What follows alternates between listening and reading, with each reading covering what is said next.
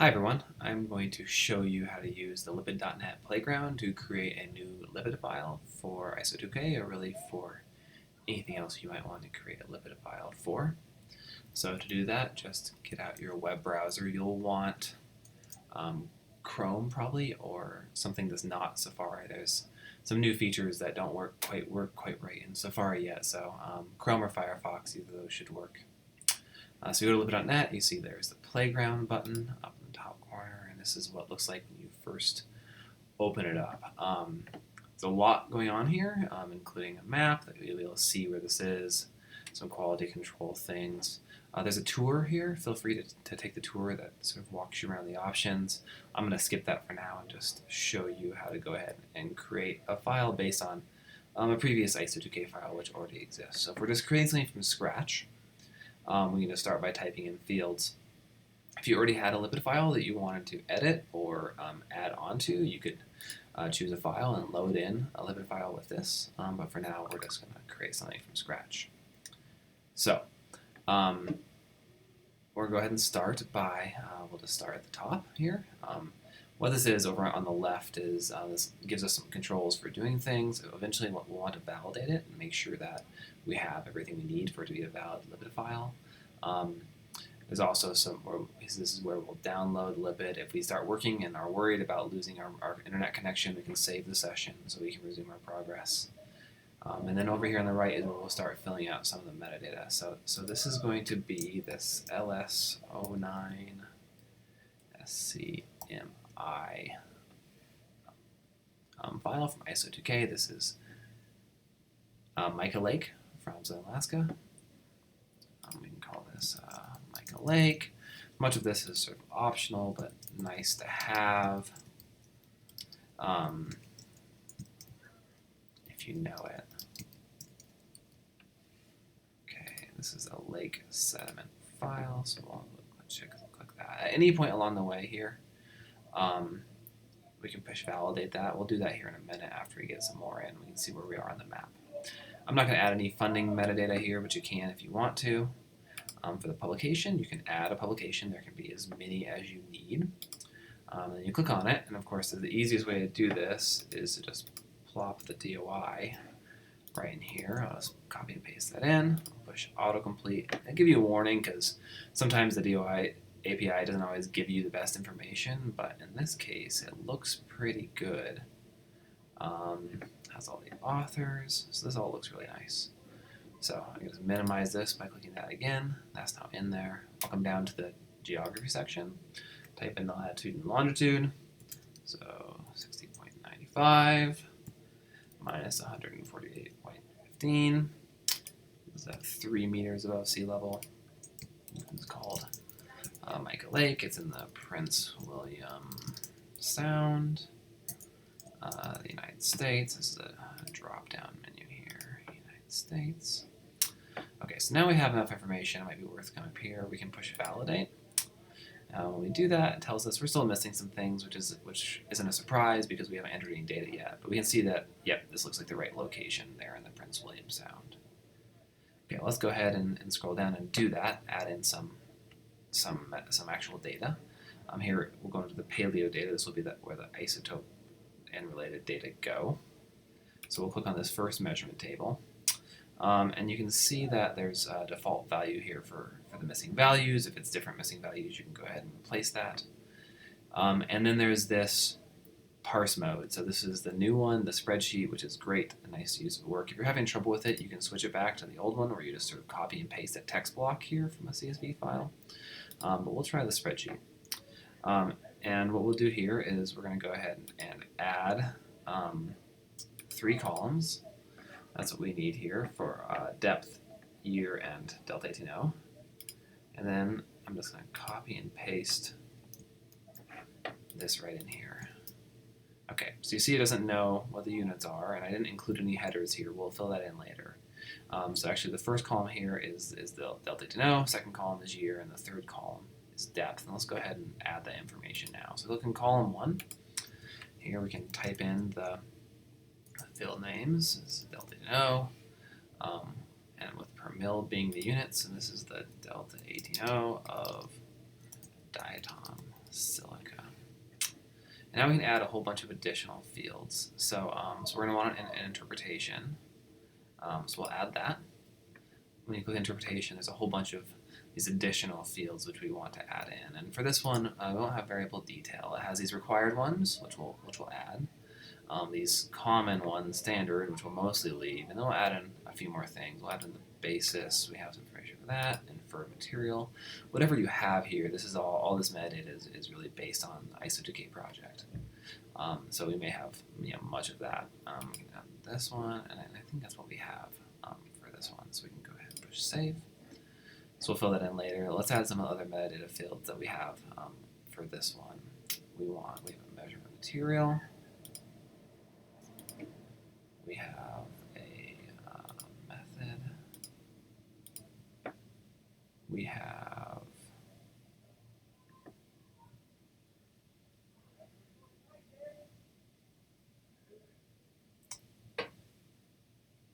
a variable type. Add, and there's a few that didn't show up there that we'd like to add into, which is fine. We want to try to standardize these across different fields, but we want to add a, is that not in there? I guess not. So we're going to add an instrument. And you can see it's just populating these fields over here that we're going to fill in.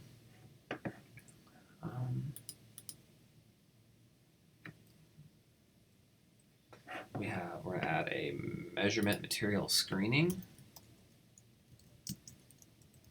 And again, this might vary from dataset to dataset, but I'm just giving you an example of what this might look like. And a measurement standard.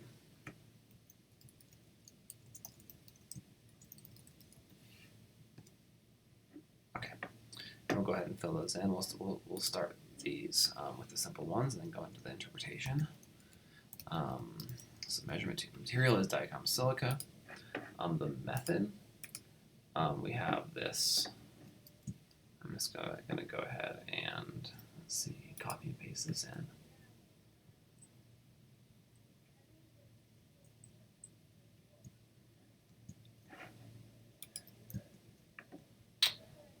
This is a measured variable. The other option is inferred. If it's something that's not directly measured, it goes inferred.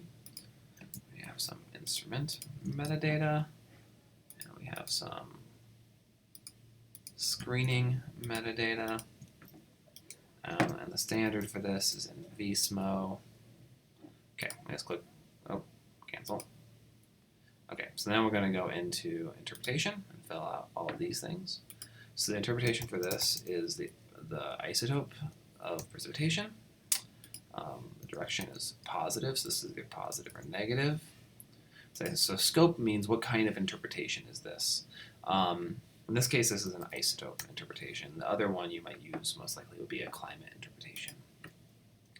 This is, as they say, mostly a winter record. This is the primary interpretation, so the rank is 1. And the basis for this, pulled from the paper, is that the diatom LDNO primarily records the surface water DATO in this low residence time lake with no evidence for vital or dissolution effects. The inferred material is lake water, and the mathematical relation is linear. Okay, save. Okay, we can also imagine we might want to have a second interpretation. So we can do that. Come back here, come back up to interpretation. We'll push add, and then this one will be a little bit simpler. It's basis like this, and this will be the climate interpretation. So here, come in here. We'll go ahead and say scope. Okay, this is our climate interpretation, and this was really interpreted by the authors as an elution low record, something in terms of the direction of the elution low. So in this case, this is actually positive. So higher values means a stronger elution low. Again, this would be a winter phenomenon. This is the primary climate interpretation. And for the basis of this, again, I'm going to copy and paste this out of some of the metadata that was filled in before. The real idea is that we're pulling this out of the paper. Okay, so I'm going to save that. Okay, we have a whole bunch of metadata in here now. This might be a good time when you might want to sort of scroll up. We've done a fair amount of work and push save session. So just save this into our browser in case we accidentally close it or hit the back button or something bad, so we don't lose all this work. Okay. Let's now go to the other columns. These should be quite a bit faster, so we can minimize delta no. Column 2 is year, AD. Actually make this lowercase. This is calendar year AD. And there's no special fields here. We're just going to, except for we do want a variable type. And we'll point out that this is a inferred variable. We can directly measure the year. Okay, I'll go to column 3. And this is depth in centimeters. It's midpoint depth of 0.5 centimeter samples. And again, we'll point out that this is a measured variable. We did measure the depth. Measured variable. Okay. So those are coming. That metadata is looking good. We can come back down here to what we have here, the spreadsheet, and you still see it has these generic names up here. If we push refresh, it should, and we can double check that our columns and units and everything looks lined up correctly there. We can still at this point add another column or remove a column. We can if you loaded something in and want to add a column, this is how you would do that. Okay, so this is looking good. Let's come back up. We'll push validate. Okay, that's a good sign. There's no errors. There's some warning that's saying you don't have any funding information, but that's not required to be a LiPD file. So at this point, we could go ahead and download the LiPD file. You should just download right there. I can see it's creating a file right down there at the bottom. Okay, you also might want to add your chronology data. So we can minimize this to get this a little bit under control. Minimize that, minimize the whole measurement table. We'll come down here, we'll add a cron measurement table. And this is going to go ahead and work the same way. You might find that depending on your browser or depending on your experience, this is a pretty new feature, we're still working this out, that you might have some bugs with the spreadsheet mode. If that happens, go ahead and we can go back to the classic. And you might want to just copy and paste in. So I'm going to grab this. In this case, there's 5 columns here. Copy and paste this all in there. Click parse. It recognizes that there's 5 columns. And in fact, we can really probably at this point switch back and see, yeah, this looks right here in the back in the spreadsheet view. And now once again, we're just going to go through, quickly add some variable names. So this first one is depth in centimeters. Depth.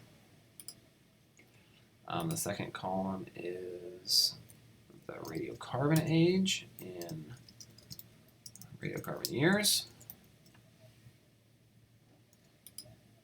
The third column is the uncertainty on that, also in radiocarbon years before present. And we'll want to point out that this is the 1 sigma uncertainty.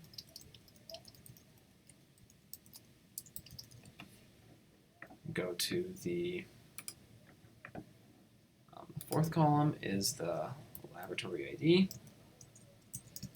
No units, unitless. And the fifth column is the material dated. Again, no units. Okay. So we pull that down. Again, we can refresh this, and we see all of our variable names and units pop up there. And that all looks pretty good. So, okay, at this point, we can come back up. We can validate again.